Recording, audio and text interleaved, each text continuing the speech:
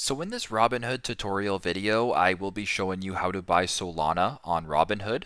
So once Robinhood's opened up, go to the bottom, select the search icon or the magnifying glass. Now, once you're here under trending list, you can go to market cap, scroll down a little bit, you will find Solana.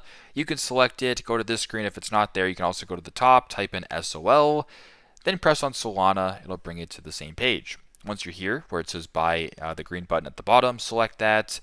Then type in the amount that you want to buy. So if I wanted to buy $10 worth, I would type in 10, then press review. Then you can review the amount of Solana you're buying, the fees, and the total cost. And if this looks good and you want to proceed, go to the bottom, swipe up to submit for the transaction. So that is how you guys can buy Solana cryptocurrency here on Robinhood. Thanks again for watching and hope this helps.